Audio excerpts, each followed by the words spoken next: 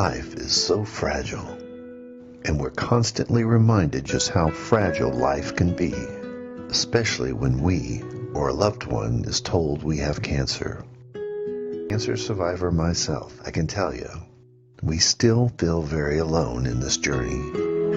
There's a study that's been shown that patients who are socially isolated have a worse prognosis, have a worse outcome than patients who are socially interconnected. Buddies for Life is a non-profit cancer support group for those whose life has been impacted by cancer.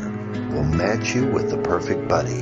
Humor, hope, heart, and hugs. Humor, hope, heart, hugs, and a whole lot of love.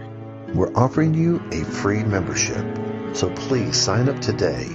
Share this with your friends and family, and support this community in every way you can. No one should face cancer alone. I am a chemo buddy for life. We are a buddies network.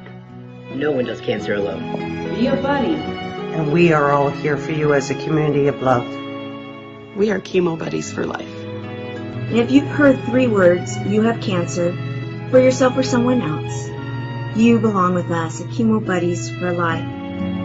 Healing through connections.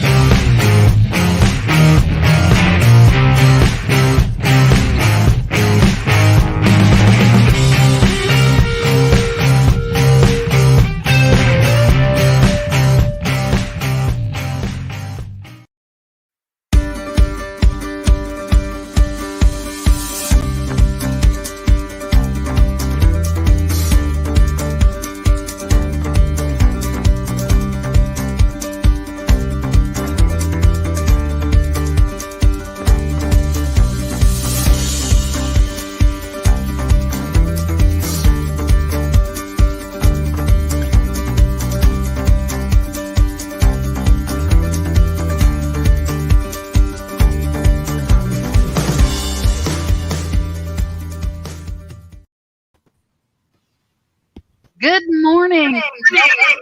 Morning. Good morning. Welcome to this beautiful Monday morning. A wonderful start to a new week. I'm your host, Regina Partine Bergman, and today I have the pleasure of having a wonderful crew with me today. These ladies are all part of a mastermind that we've been running for, we were trying to figure out this morning how long, 2 to 3 years, somewhere in that ballpark. We know at least 2 and probably closer to 3. And we're so excited to be able to come together with you this morning to share some of the things that we've learned about leadership. But first, let me take a moment and introduce each person to you. So the first person I'd like to introduce is Barbara Ellison. And Barbara is founder of the Wellness Playroom. She works with midlife women who are ready to take charge of their health so that they can be the best ever version of themselves. They're full of energy, well-toned, confident, highly paid version. Welcome, Barb. Then we have Carol Henderson. Carol is the owner of Carol Henderson Life by Design. And she's been a leader in the health and wellness industry for over 40 years. She was also a leader in the fashion world for a number of years with her own modeling agency. Welcome, Carol. Awesome. Let's see. Next, we have Sandra Lynch, or as most of us call her, Sandy. She is the CEO of the Business Prophetess, and she is a 20-plus year professional bookkeeper, 60-plus years as a serial bookkeeper, and in summary, she is a real I'm a hustlerpreneur.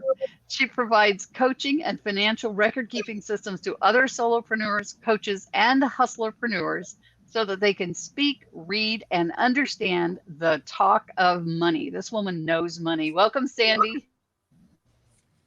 Good to see you, Sandy. Next, we have Sherry. Sherry is the president and CEO of Dimension 11. Organizations seek Sherry out to assist them in developing their organization and their executives. She has over 25 years of working with leaders to help them develop their leadership skills. Good morning, Sherry. Welcome. And I think I missed Sean. Sean is the CEO of Nutrition Coaching with Sean Carroll Morris. She's a leader who guides women to look after their health. So important for all of us today, especially. So welcome, Sean. Hi. We have one more member who's having a little difficulty coming in. I'll go ahead and tell you a little bit about her. And then when she gets here, you'll know who she is. So our next member is Barbara Sayers. She is CEO and co-founder of Sister to Sister Enterprises. And companies hire Barb to teach their teams how to monetize their email list because most are challenged in using the written word to promote their products or services. The bottom line is she helps breathe new life into their dead email lists. So folks, you can see by these brief bios that I am surrounded by these women of immense knowledge and experience, particularly in the area of leadership. They're all leaders in their own right. And it has been a joy to do this mastermind with them for the last 2 or 3 years. I hope we keep it going for a lot more years. It's time well spent for all of us. So what we want to talk about this morning and share with you are some thoughts on leadership because and principled leadership. So these ladies and I all participate in a couple of areas. One is this program, my podcast, Pursuing Profit with Principles, and then other is a Facebook group that we have called Entrepreneurial Leaders Making a Difference, because those are the kinds of people I want to work with. I want to work with leaders who are making a difference in the world, and particularly entrepreneurial leaders. And each of these ladies fits that title. So we're just going to have a conversation this morning about leadership and how it's impacted their lives and the lives of others in the world that they deal with. So Sherry, I think I'd like to start with you if you're good with that. And can you tell us a little bit, what is a leadership principle that's made a difference in your life? Oops, I'm not hearing your sound, Sherry. Well, is that better? That's better. Can you go a little higher? Okay, sorry. Didn't check that out beforehand. There we are. How's that? That's a little better, I think. Yeah, go ahead. Good show. When we look at this, the big thing for me, I look at leadership as a trifecta. It's the trust, it's the influence, and it's the care. And for me, it's the care. And that came to me from my husband, actually, who was one of the uppity ups here in Saskatchewan with Coca-Cola. But that whole concept, he said, and to this day, he still has the little I care logo sitting on his desk. It reminds him that everybody that comes into his office, and for me, it's everybody that I connect with, how do I show them that I care? And that's a really important thing for me. So if I'm meeting somebody for the first time or I've met them for 100 times, my big thing is to let them know that I care about them as a human being and about their business and what it is they want to accomplish. Can I ask you quickly a follow-up question on that, Sherry? How do you do that? How do you demonstrate that care? What is it that you say or do that lets them know that you care? One thing, eye contact, always eye contact. 2, smile from the corner of your lips right up to your eyeballs, because that's the real smile. We all went to smile school, have to do that. It's so insincere. And 3, the third thing is I always want to provide them with one takeaway so that they can go and do something immediately along the line of whatever it is that they want to accomplish. So that one little thing that will help them have a better day. Awesome. Appreciate that very much. All right. Let's move over to Miss Sandy. Sandy, what's a leadership principle that has served you well, that's made a difference in your life or in the lives of those around you? Well, leadership is overcoming fear. That's one of my biggest ones. Facing the fear factor, false evidence appearing real. Um, because I think a lot of times we have a lot of self doubt. And to be a leader, I think leaders have that fear factor too, but we have to look at it as really being false evidence appearing real and getting it. And then also surrounding yourself with other leaders for encouragement. I think that's real helpful. That helps with overcoming the fear factor. Yeah, absolutely. I totally 100% agree. Thank you, Sandy. Carol, how about you? What is a leadership principle that served you well and made a difference in your life or the lives of others? Oops, we don't have your sound.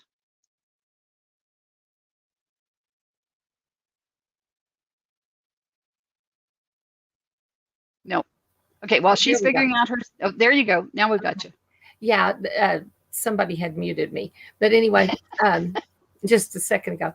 Anyway, one thing that I, in working with, like in the modeling industry with all ages, you can never think of yourself as above and better than. You have to remember that we're all human. God loves us all the same. I mean, some of us he may be happier with than some people, but he still loves us. And we can't see ourselves above or below. And that's so often we think of, oh, well, that person's achieved this rank or whatever, and think, oh, gee, I could never come up to that. Or, well, that's just the typical term is the janitor. I mean, the janitor has a valuable position and he is a Absolutely. valuable person.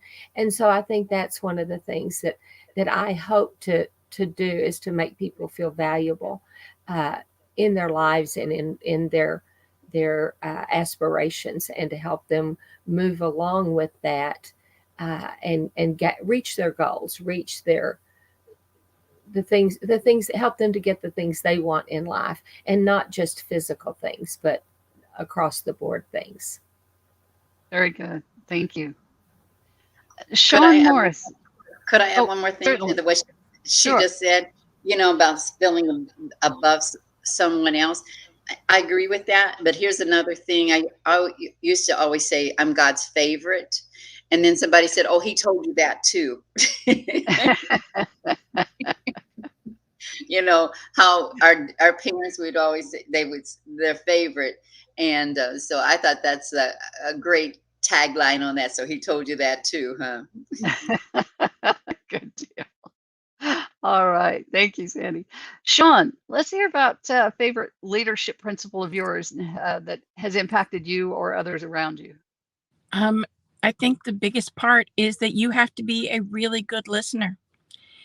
If you are not listening to the people around you, to the people that you serve, and really listening, not projecting what you think or you feel onto them, listening to what is really going on with them, you cannot identify a problem or find a solution or even come to a middle ground. You have to be a good listener to be a good leader. So true. Very, very true. Thank you, Sean. And Miss Barbara Ellison, can you share your favorite leadership principle and that's made a difference for you or someone else? Oh, you're muted as well. Well, we had a little trouble with muting this morning, didn't we? You'll have to forgive us, folks. No, she's still working on it. So we've lost her. We all had sound before we came in here, and now some of us are struggling with sound. So give us just 1 second. Don't want to have a bunch of dead air here. So while Barb is figuring that out, these are all great comments and great ideals to live by. Can you hear me now? Now we've got you, Barb. Okay. I can't hear any Barb, of you guys. Okay, hold on. Okay, she's still working on her sound. So we're gonna, after Barb shares hers with us, we're gonna take this in a little bit different direction. How about now, Barb? Can you hear me now? Yes, we can. So See, please, would you share your leadership principle? We love modern technology. And I think that's one of the biggest things for me of leadership is, you know what? Things happen. Things happen to every one of us. Just be authentic that, oh, well, okay, yeah, my sound just didn't work. But it's how you handle what happens going forward and how you respond to the people around you. Like one of my favorite quotes is to love what you do in the service of people who love what you do. And when you can be that, like we've all talked about, being with people, loving on them, listening to them, those are all parts of serving. And when we can get past ourselves and just serve the people around us, it makes all the difference in every aspect of our lives. Yeah. So that takes me logically to the next question then, which is, what difference do you make in the world by adhering to your principles, whether they be leadership principles or otherwise? What difference in the world do you make by adhering to those principles? Can you continue on then, Barb? Yeah, absolutely. You know, one of the things that I have learned is that fear and faith are exactly the same emotion, because it's about an event that has not happened yet. So often people get into a wellness situation, in my case, that they don't think there's ever any answer. There's no way out of it. They just can't even see the forest for the trees. So I think that I just give people that there's hope, that they can change where they are right now, and that they can do it. To give them that, you can do this. Right. So excellent. Can you think of any stories, any one particular example that demonstrates that? One of my new wellness partners is 23, and he wants to put himself through college using our business plan. And he's like, oh, wow. And he's getting it and he's doing it. And so to see that, oh, thank you so much. He calls me Miss Barb. Thank you so much, Miss Barb, because I've known him since he was 10. And to see that light go on, that, oh, I can graduate from college debt-free by sharing this program with other people. And it's so fun to be able to see that and to be a part of it. Awesome. So, yeah. Thank you. Sean, I know that you change people's lives every day with the work that you do, as do many of us. But what difference in the world do you think that you've made by adhering to your principles? Well, I think that people don't normally come right out and tell you what their problem is. I think you have to talk to them and really listen to their answers to find out, is it an emotional trigger that is causing them to, just scarf down a bunch of food or unhealthy foods? Is it just a sugar addiction that they have to worry about? Are they only, going for it because they need that sugar high? You have to really be listening to what they're saying and look for the underneath causes. Are they under a lot of stress?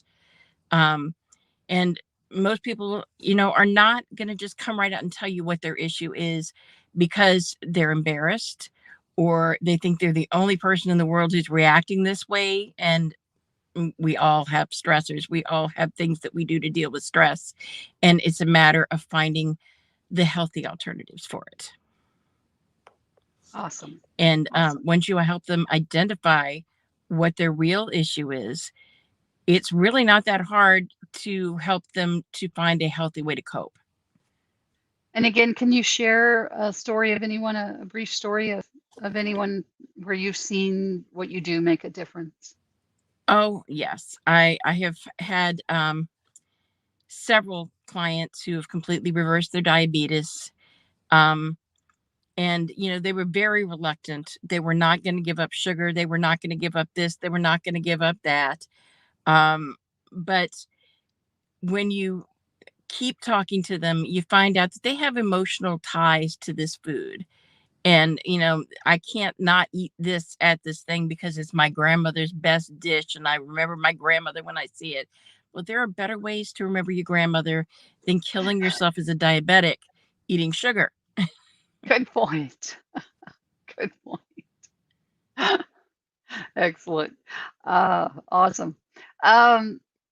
Sherry, what difference do you make in the world by adhering to your principles?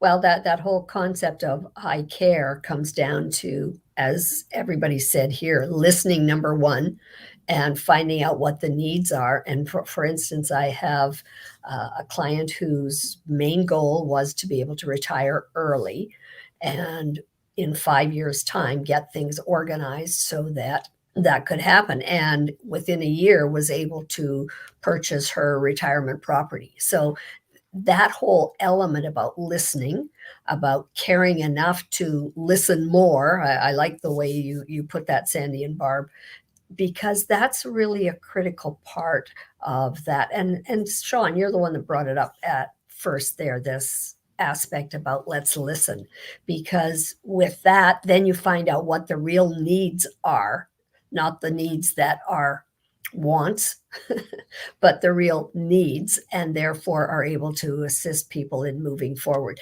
So for this one client, that was excellent. And that many of the times I work with people who are losing their jobs, seeing them make decisions about where they want to go and then get there because of the questions that we ask, because of the formats that we put together, the whole processes in terms of helping people get where they want to be.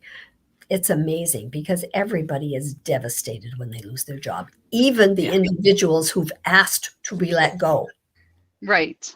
That floored me. But individuals who ask to be let go, when somebody else pulls the rug out and says, okay, where you go, it's a whole different ballgame. The devastation, the what did I do wrong? I mean, it's just devastating for individuals. And to be able to see them smile and go, hey, life is better than it was even before. That's exciting. That's an interesting point. When I had my staffing firm, I had a gal in an office who turned in her resignation, I don't know how many times. And I finally accepted it. I always, every time I said, no, hang in there. We'll, things will turn around. And one day I finally accepted it. I thought if she's so unhappy that she turns in her resignation over and over again. So I accepted it. And she was devastated that I had accepted her resignation. Yeah.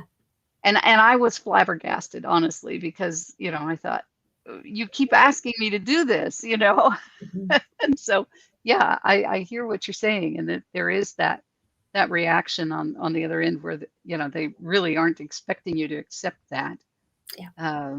But they don't know how else to communicate, I would guess, is the message there, how else to communicate that dissatisfaction or where they're at. And so again, listening comes in as a prime principle of leaders that we need to be addressing. And I felt like I had been, but obviously I didn't well enough, or she wouldn't have been devastated when I did accept her resignation. So thanks, Sherry. Sandy, how about you? How have you seen a difference in the world by adhering to your principles? What have you seen? What difference have you made? See, one thing you did, you asked for one principle, and I have a lot of principles. I was listening to what people were saying about when they lose their job. That goes back to my first course that I have. It's called The 8 Principles for Individual Economic Recovery, and how the widow woman in 2 Kings 4:1-7 took what she had and made it an income stream to settle her debt and live off for the rest of her life. So that's one thing. Listening. I really love the part about listening, but we also, with technology, we depend on text messages and emails, and that's not listening. Mm-mm. Because what I found out the other day with one of my clients, I had an email that came in recently about help with writing their business plan. He used an email based off of a product he bought in 2015 to ask for help. 2015. And when I saw the 2015, I'm going, really? You're wanting help with that now? And I did say, really? And then I said, well, how can I be of service? He interpreted as saying he was a bothersome to me. I don't ever want that thought to him. And so I had to go back, send an email that wrote apology. I apologize for this. Let's start over. And we're going to have a dialogue. And here's going to be my calendar so that we can hook up. That way you're not getting that bad feeling that you're a bother. Can you imagine a feeling of that you're a bother to somebody's life? As a coach, as an individual, and they're having a problem now, and you're going to let them know that they're a bother? I'm not going to be responsible for that. Yeah. Let me give you 10 or 15 minutes. Does that make sense?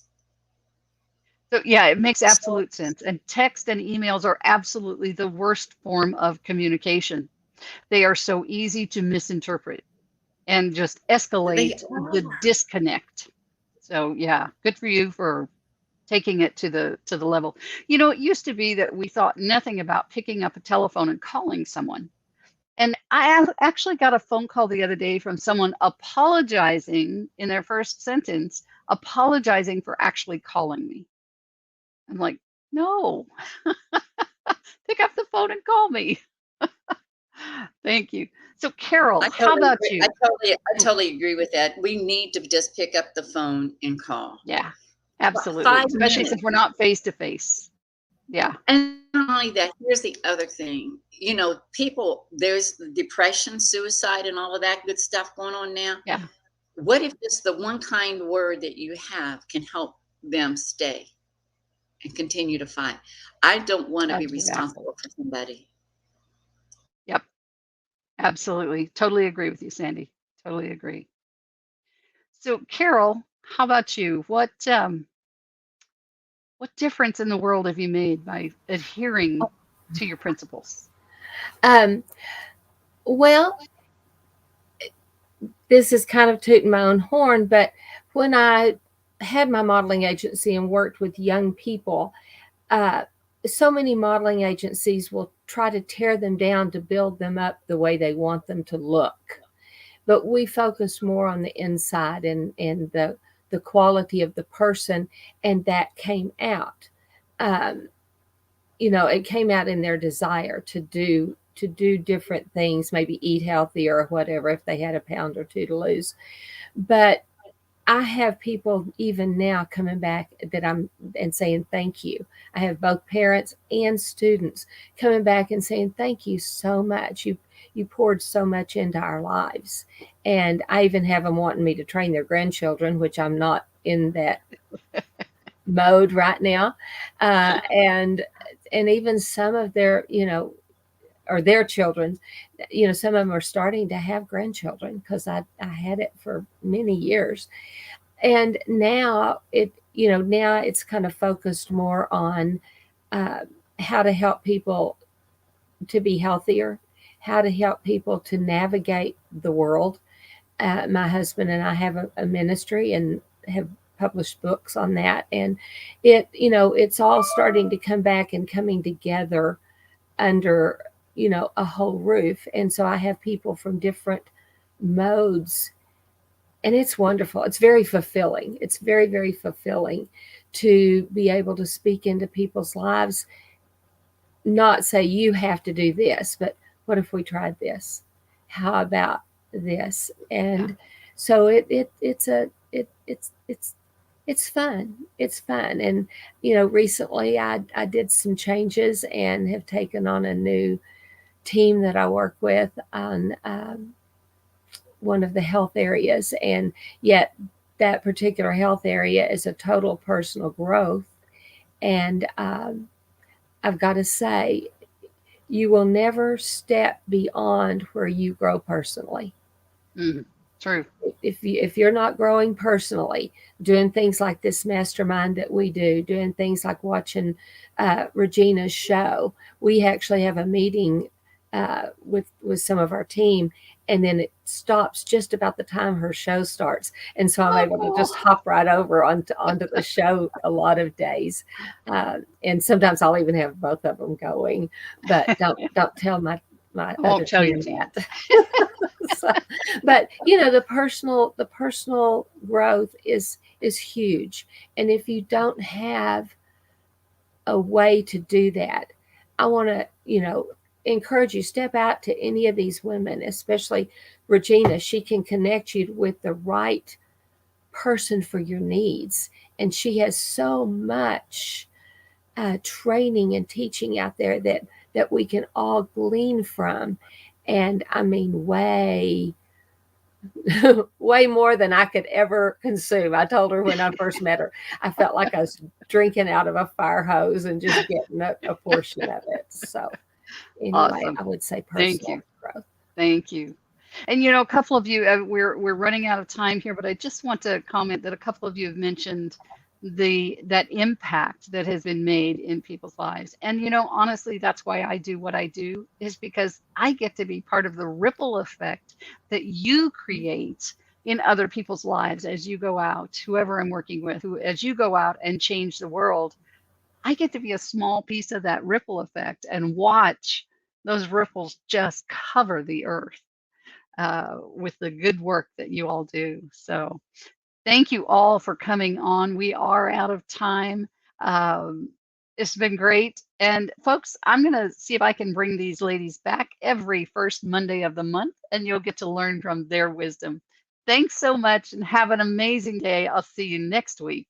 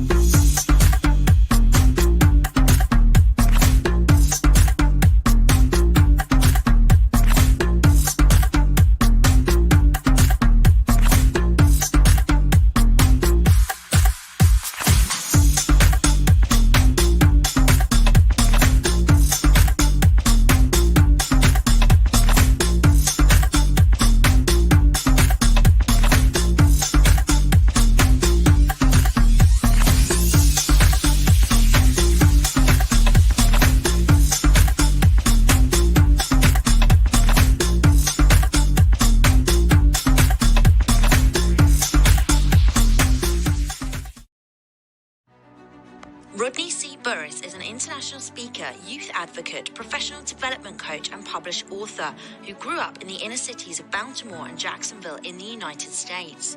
In the USA, Rodney is regarded as one of the nation's top leaders in unlocking human potential and inspiring organizations to greatness. He's delivered speeches all over the globe and is poised to disrupt the status quo in leadership and organizational development.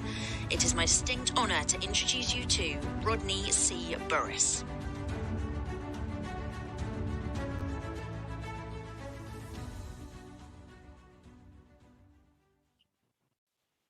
Okay, this is a little embarrassing. All right. So there's this picture of me. It's online. My pants are ripped. My leg is showing. I'm leaning back. I'm yelling at the top of my lungs. And I'm holding my shirt. I had 2 shirts. And I'm holding my shirt, one of them, in my hands. What the heck is going on in that photo? Now, mind you, I've seen the photo 100 times. I remember when the photo was taken. I know exactly what was going on in the moment. But if you just look at that photo, you're like, what the heck? So maybe you want to see if you can find it, right? Okay. So while I'm telling you the story behind it, go see if you can find it. It's online, right? Okay. So here's what's happening in the photo. I almost died. Okay. So how the heck did I almost die? I almost died by drowning. And right after then, I almost needed reconstructive surgery.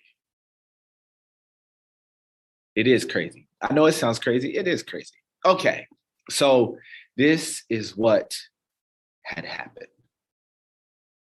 All right. So I signed up to do this race. It was called the Savage Race. I don't know if you guys are familiar with the multi-mile obstacle course races, right?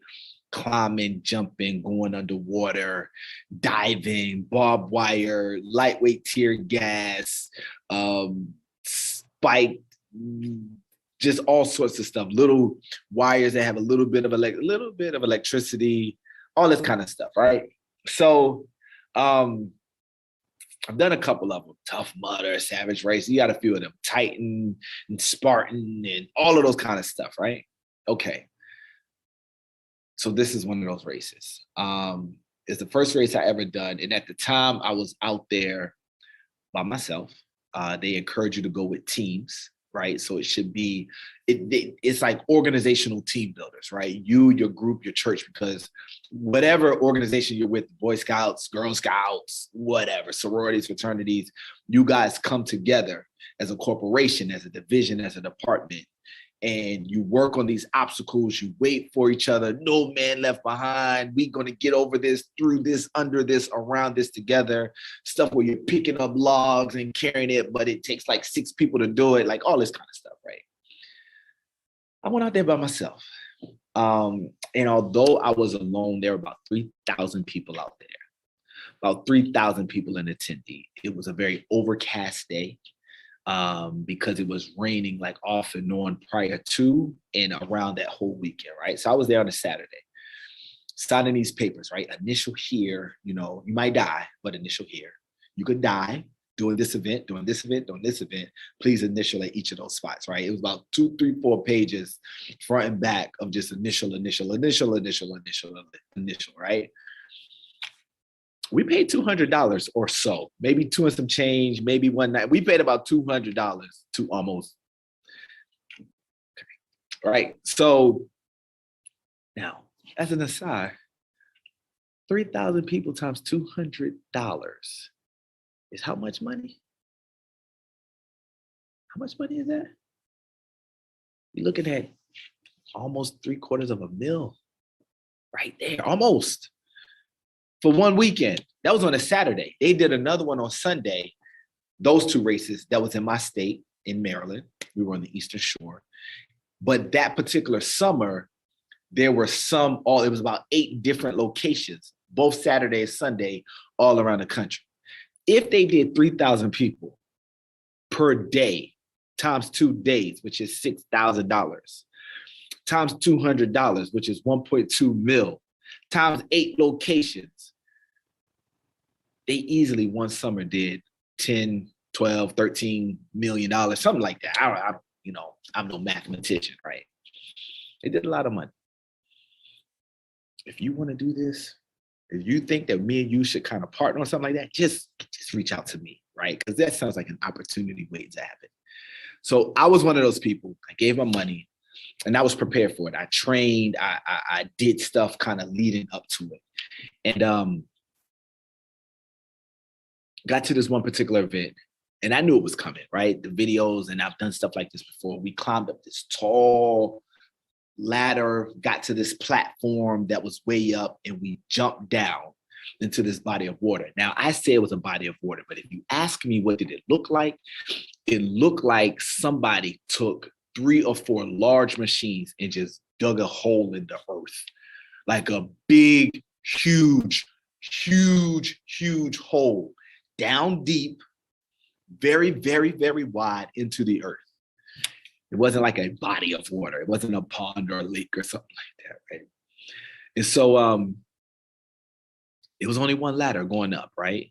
It was reinforced. It wasn't like a skinny little rickety ladder, but it was like constructed, one person up, one person down. When I was jogging up, all right, now this is miles into the event, right? I'm already fatigued, I'm tired, right?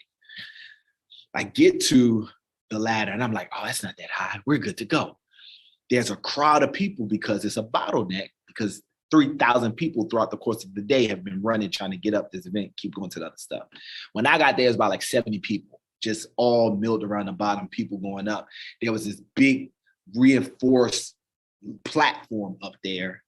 It had a bar at the platform, and you would get to the top, you would go under the bar and walk to the edge and jump off, right? There was a monitor up there, etc. A guy that was watching, making sure that everybody was like moving and keeping it going, all that kind of stuff. Everybody was safe. So I'm waiting in line, I'm getting through about 70 people. It's my turn. I kind of wiggle through because some people are stalling. I can't go up. I don't know. I'm like, come on. I climb up. I get to the top. I'm like, okay. I go under. I get to the edge. Now, when you go under, you have to go down. Like when you go under the bar, you get to the edge, you got to jump, right? You got to keep it moving. I went under the bar. I got to the edge. I looked down. And it was the longest fall drop I had ever seen in my life. It was like, it was ridiculous, right? I went back under the bar. The guy was like, come on. We got a whole bunch of folks. Come on, man, we got to keep it moving. I'm like, I just had to scratch my shoestrings tied together. I wasn't ready, right? I went back under the bar. I'm looking down. I'm like, oh my God, this is so... Next thing you know, I'm in the air. Like, what the heck? Did I jump? I didn't, but I did. I didn't mean to. That wasn't a conscious decision that I made. My body did that. My body just sprang. I'm like, what are you doing? But by that point, gravity was like, got it. Got you, bro. Say no more, fam. Right? Gravity. Shoo. Now, if gravity just took me and just pulled me into the water, that'd be one thing. I fell for so long. My breathing was out of sync. So I swim pretty good, right? But when I hit the water, I fell for too long. And so I didn't time it correctly. So I had this much air and I went deep underwater. So I'm far underwater, but I swim good, right? So I'm going to stroke and I'm not breaking the surface. Not breaking the surface. Remember I told you it was barbed wire? Remember I mentioned my pants being ripped? Well, the pants were ripped on some barbed wire event some miles back, right? I had been running through the cold, damp, muggy, rainy, with one leg out, right? And it only got worse every obstacle, every call, every jump, every fall, every trudge, everything, right? So now my leg is completely out. I jump, I hit the water, I go way down deep, and as I'm swimming up, my pant leg, just on one leg, of course, right? It's a fashion statement, clearly. My pants leg is acting like a parachute. It's billowing out and catching all of the water. So as I'm trying to come up, it's working against me. I don't know if I reached down and closed it to kind of give me like, come on, like hurry up, or if I just pushed through it. I don't remember exactly what happened. All I know is that I was underwater a little bit too long, right? And I was like, oh, this is a long time. This is a good little bit of time being under this water. And I don't know if I'm going to make it up there. I'm going to keep trying. I don't see the surface. I just see like light. You know, like the movies where you see like the sun or light or something at the top of the water, but it ain't close to you. That's real, right? I'm like, man. So I'm out. Now, there was a woman in the water. And she had like one of those orange cone triangle looking flat flotation devices, right? Little handles on each side or whatever. And to help people, but I swim pretty good. So she was like, sir, do you need assistance?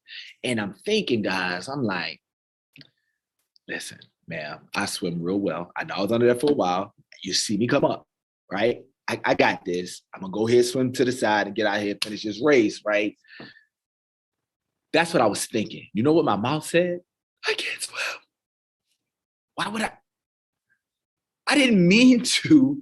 Let me tell you something. Fight or flight is a real thing. It's actually fight, flight, freeze, or faint, right? When you're under extreme duress, just systems internally take over.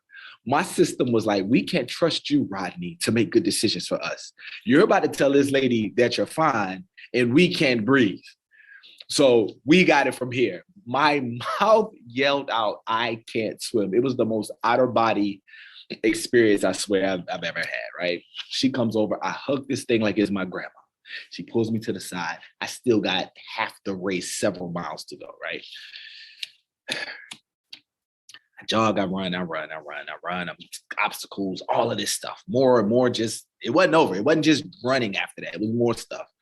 And I get to one of almost the final obstacle, and it was this long wall, but the bottom of the wall was ramped like a skateboard park, right? But it's a plastic wall, and we had to run up this sloped ramp part, like skateboard, you know, half pipe looking thing. But it wasn't like a half pipe, it was just one side. So maybe a quarter pipe, I don't know. So you run up the flat part till it starts curving up. You run up it as high as you can, and this knotted rope. You grab the rope, climb up the rope, go over the other side. You keep running. There's a fire obstacle. You have to jump over the fire. And then, you know, you have to do a sprint if you chose to the finish line. And then you're done, right? Half the day freaking gone, almost killing yourself.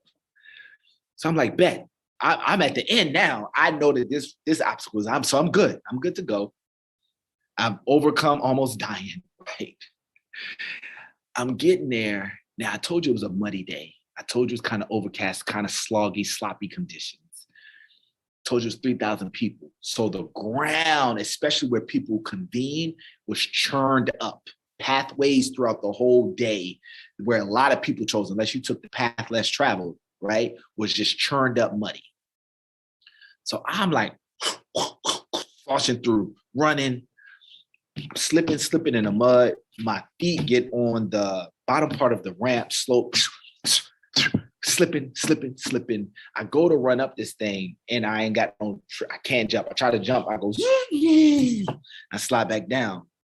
And I was like, you can't run up this thing. It's too muddy and too wet. Like your shoes are not going to catch. Now, when I said it was a wall, that was because it was several lines. It was a line here with a rope, a line there with a rope, a line there with a rope, right? It was several of those. And I told you people were out there in teams. And so people were talking like, I don't know how we're going to do it. And I'm like, you can't get up there. And I went to try it again. And I like pressed the jump. As soon as I did that, my foot slipped and I caught myself like, oh, hit the wall. I was like, dude, if I press too hard to spring upwards, it's going to, the centrifugal force is going to go backwards. The torque, whatever it is. I ain't a physics major. All I know is that I was slipping. Momentum was going that way. I'm trying to go up, right? Momentum was going the opposite way. Because of the slippery conditions, I can't jump high enough to grab the rope. And then I realized that I could do it, but that means I have to trust that if I plant my foot hard enough to bounce, boom, to get the height that's needed for that, because I didn't have the traction to run up. If it was a drier day, I could just run up the plastic, right? They have the traction for that. So if I really, really, really try, I can bounce. But it's a good chance that much force is going to go that way, and my face is going to hit that wall. Unless I brace myself, which is fine. I can brace myself. But if I put my hands in front of me to brace myself from hitting the wall with my face, I can't grab the rope that's above. Now, every time you skipped the obstacle, they had people around. You had to do like these punishment exercises, right? Burpees and all these other kind of things, like in a lot of them, like a lot of just whatever it was, in order to like pay your penance for skipping the obstacle, right? And I was like, I'm about to just skip this, right? But I didn't want to give up. It meant something to me to be out there that day. I didn't want to give up. So I was just about to go ahead and just like write it off. And I looked up at the top, and there was these little small stature, 90 to 110 pound young ladies up at the top. Come on, guys. They're helping each other. Some guys up there too, but it was like some small young, and I'm like, I know. How did they get up there? And I was like, if they can get up there, my competitive nature kicked in. And I was like, if they can do it, I can do it. Then the smart part of me was like, bro, stop being egotistical, right? Put your machismo down. Those girls did the punishment and went around the ladder on the other side, right? Don't do this. Don't be foolish, right? We have something to live for. I just was kind of standing in line, debating, going back and forth. And then I decided. I didn't decide to try. I didn't decide to jump. I gave myself permission to bust my face on that wall. Now, let me tell you why that's so huge. When I was younger, people tell me like, oh, Ron, you got such a nice smile. Here's the backstory behind the nice smile. When I was a teenager, I was playing basketball in neighborhood park, and there was a big, tall guy who was also my age, 14, 15. He was a center, like 6'4". His name was Marty. Marty was a tall dude. He played center at this local high school, and they taught him that when he jumps up in the air to come down and protect the ball, right? Right? Protect the ball. And then pass it to the little point guards or shooting guards so somebody can take the ball up the court, team can win, right? And so Marty was, practicing his fundamentals out in the street on the neighborhood court, right? Stuff that he's learning in organized ball. Although I played organized ball, I played high school ball too, but Marty was practicing his stuff. I'm smarter than Marty, or at least I think I am, right? I don't have to be 6'4", right? I'm not 6'4". I'm not a shorty, but I'm not 6'4". And so I'm like, that's okay. I'm smarter than Marty. I play high school ball. I know what they taught him, the little fundamental. I got it. So when he comes down and protects the ball, instead of me trying to out jump Marty, which I'm not going to be able to do, when he comes down and bring that ball down, I'm going to wait a half second after he jumps while he's coming down. I'm going to jump after him. I'm going to be going up on his way down. When he brings the ball down this way, I'm just going to just position my hand so that the ball pops up. I pop the ball up. I'm still going to be going up and over there. He's going to be coming down. I'm going to have the ball on I got this. I'm smarter than you, Marty.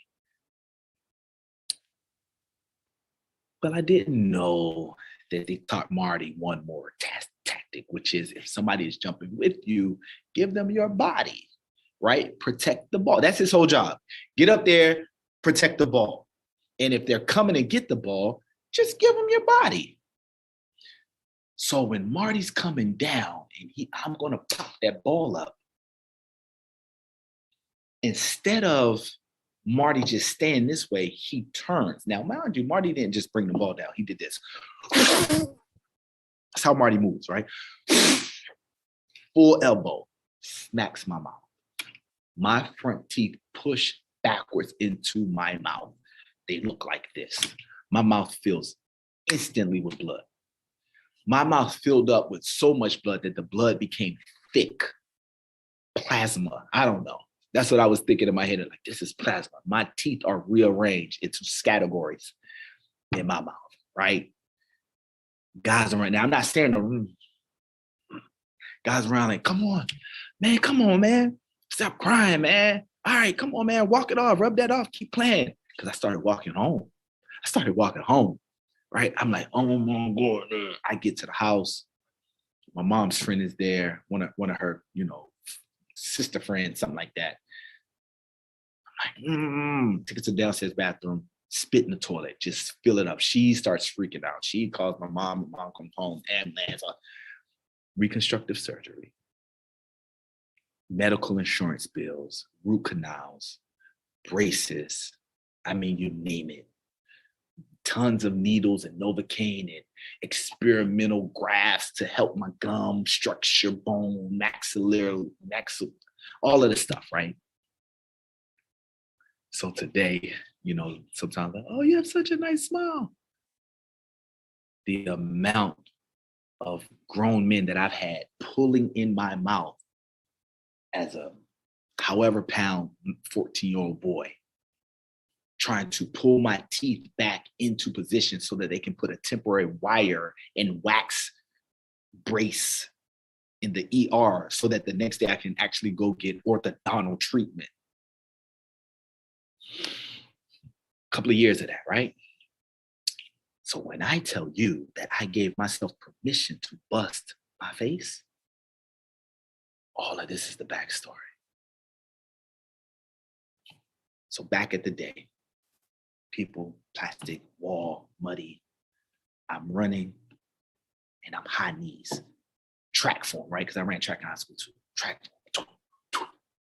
High on the horse, as they call it, right? I'm on a horse, high knees, big stride, turning my legs on. He's slipping in them up. I'm trying to not think about it. Don't pay attention to it. I get to the bottom of the plastic. Feet slipping. It's starting to go up the ramp. I plant my jump foot. Boom. And I throw my arms up to grab the rope. And I close my eyes because I know it's about to happen. I'm about to smack this wall. It's going to flash bright. And then I'm going to be out. I'm going to wake up. I'm going to have some situations going on. But I gave it my all. Close my eyes. Waiting for the flash. And my hand hits the rope. I grab it. I pull myself up. Right? The little kids, I was about to say little kids, the young ladies, women, other guys, whatever. They're like, come on, we'll help you. I'm good now. I trust these. I can do this, right? I get over the thing. I slide down. It was pretty high up too. I thought I was going to be scared. Like, forget that. I jumped down. I slid down the thing. I ran. I jump over this fire. I sprint to the finish line. I'm fatigued. I'm tired. I look death in the face twice. And the picture is the moment of me crossing the finish line and yelling out, letting out this primal, exuberant victory roar, yell. And that's the picture. Why did I tell you this story? I told you this story because I wanted to wrap your mind around what that photograph looks like. In life, when we're trying to help people understand where we're coming from, what our message is, sometimes it helps to use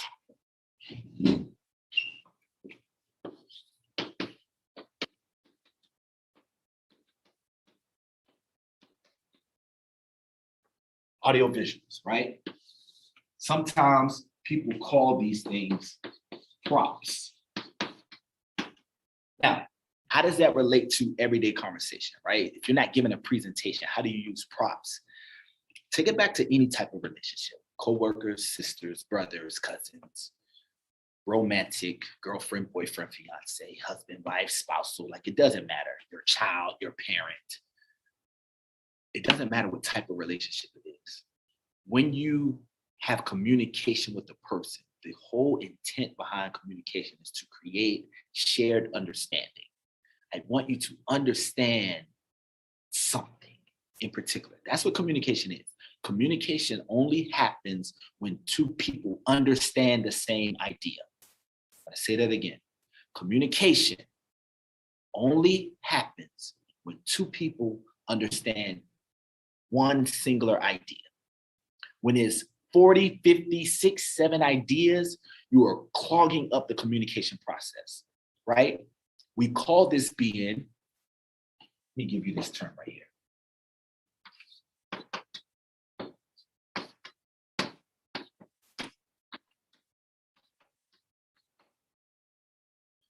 You want to be single pointed when you're having a conversation with people, right? You don't want to bring up last week and what you also did, and that's why I never liked this anyway, because it messes up your ability to be understood.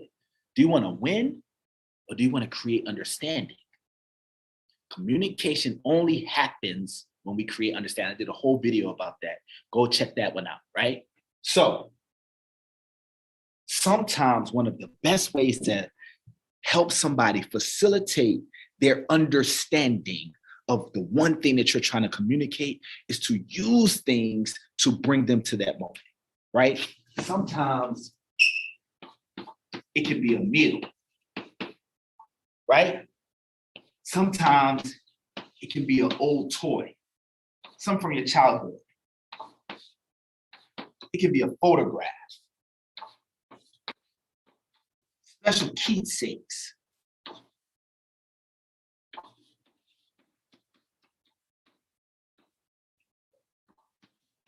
Songs are great. One of my favorite, I mentioned this before, I'm gonna mention it again. One of my favorite songs is from an old group called the Isley Brothers, right? And it's Living for the Love of You. I wanna be living for the love of you, and all that I'm giving is for the love of you, right? Now, that completely was out of tune. Forgive me. I never, professed to be a vocalist, but it probably about the third or fourth verse, stanza, right? In that song, the singer, Ron Isley, says, I might as well sign my name on a card, which could say it better. Sometimes it's hard to communicate the one thing that I'm trying to say outside, just with my own words, with my own stories. Sometimes somebody else has already done it, and I can use that physical, tangible object to convey the message. As long as at the end of the day, you understand what I'm trying to say, we've communicated. Restaurants do it. They're called menus. They could have a guy up there. We got this, this, this. We do, you can always put this on the side. Or you can write it down and give me something tangible. That's what I mean by props. That's what audio visuals are, something that I can hear or see.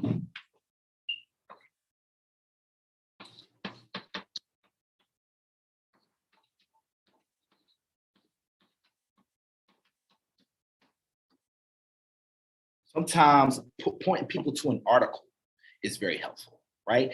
There are so many different things that you can use. For real? Now, this might sound a little non-traditional, but hey, that's been us every time we get together. Something's a little non-traditional. Sometimes one of the best ways to communicate what you're trying to say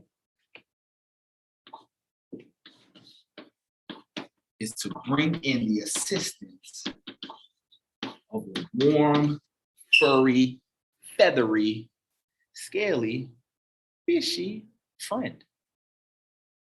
And let them help communicate it. I can't always be here with you. However, my son, when he was very young, we were in some store. And how you just kind of know some things? Kids ask for stuff all the time, right? Kids ask for stuff all the time. Well, my kid was, he wanted to get this plush, round toy thing, bear, mushroom, I don't know what it was, right? And he picked it up and he was just walking around the store with it. And I'm like, I'm not getting this thing, but something was like, you need to get that. You need to get it. He calls it marshmallow. You know how long marshmallow's been in our life? Do you know that this boy has stood, like, let me see, this was at least 5, 6, 7, 8, years ago. This was years ago. This boy recently has stood in the middle of my floor crying, I lost Marshmallow. He's taking it to school when he was younger for show and tell. Every week they do show and tell. They was doing virtual school, virtual learning. Go get something out of your house that starts with this letter. He was like, Marshmallow's middle name starts with this letter. Marshmallow has this letter inside of his name. Go get something that's this color. Sometimes I put a shirt on Marshmallow that looks like he's always running to go get Marshmallow. He loves that thing. Me buying that for him did more to communicate my love for him than me saying it. Sometimes our main idea, our single point, isn't best communicated with what we say. Sometimes using things to come in and pitch hit for us helps a lot. The other thing that also helps is when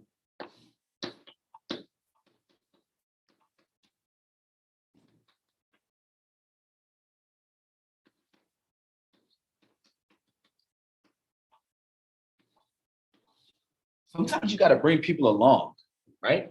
So if I allow them to participate, so sometimes I've told this story I just told you guys, it's a true story, of course.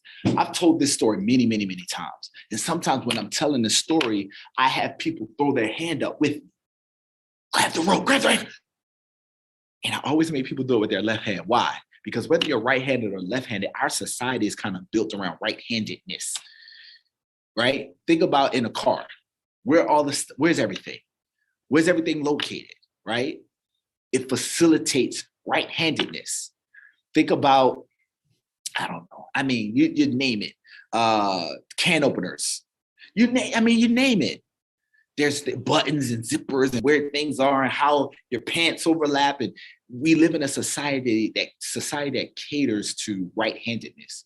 So as a consequence, our left hand tends to go underused, right? Controllers, game controllers, even typing on where most of the popular letters on the right side. What are we indoctrinating, right? When you refer to strength, what do you say? I have a mighty right hand. You know what I mean? Like, that's just what it is. Okay, so with that being said, because the left hand goes underused, when I direct people to participate by utilizing their left hand, they're tapping into a part of their brain that doesn't always, get used. Well, what does that do? That builds connection because I have to be present and aware. Okay, what does he want me to do? Oh, okay, I got it. And now they're included along. And so when you allow people the opportunity to step up to the plate, do some things with you. One of the most powerful things a parent can do to help their kids understand the utilization of money and finances is to have intentional recurring periods where they sit down and let them go through bills with them and send the money in and allocate resources. Help them create a list to go to the store, give them so much money, whatever that money is. Okay, you got to get these things. And one thing can be for you. What are you going to do? Let it be some stuff they need and some stuff they want. And then let them wrestle with that choice. I have a buddy of mine, he runs a program called Money Live, right? He's based out of Houston. If you're in the Texas area, you would love to check him out, right? It's called Money Live. And it is one of the most awesome and dynamic experiences I've ever seen that teaches young people, high school to early college years, money and the utilization thereof. And so it's like a real life, high energy, high impact, go, fast paced Monopoly game, right? And they're walking around and they have a budget, they have a certain amount of money, they have a role and a job title. And, you are a systems engineer, or you are a bank teller, or you are a teacher, or you are an auto mechanic. You are married, you are not married, you have two incomes, you got kids, you don't have kids. And they walk around to all of these stations. the housing station. They can get apartment or house or condo or, big, small car, automobile station and recreation station and the places that's like your Target, Walmart type places and all of the movies and all of these different things. And all of the adult volunteers behind those stations are doing their best to upsell these kids. Get the best, the most, get the best, the most. And because they're 16 and never had to do that before, they went, yeah, let me get the Lexus, right? Let me get the Tesla. Let me get the waterfront beach condo overlooking the penthouse of the, let me get this. Then they add up. Like, how much money did you spend this month? Get a monthly budget. How much money did you spend? Oh, I spent $3,000 more than I'm actually making. Oh, you're in debt. You actually can't afford anything. Actually, I'm coming to get a lot of this stuff. Repossession happens.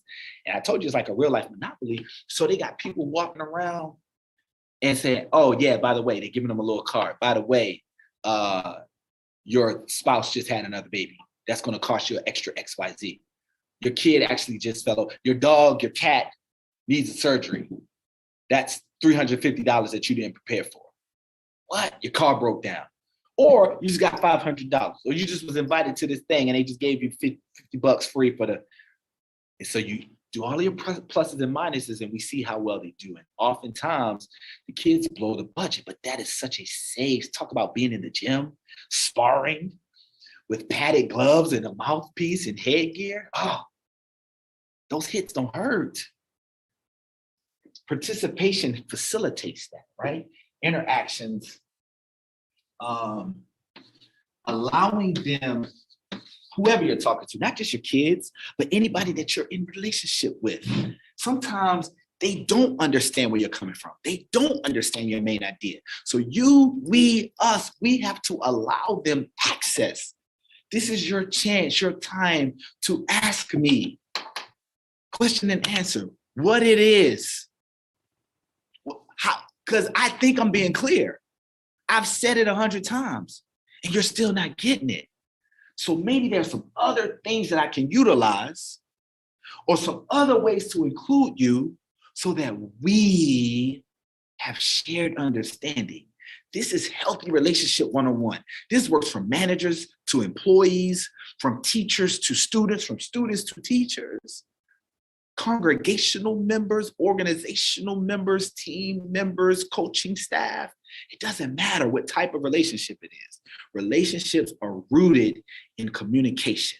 And when the communication is healthy, when we're creating shared understanding, it's like blood flow. That's why I just did that, because that was the blood flowing through the body, through the organization.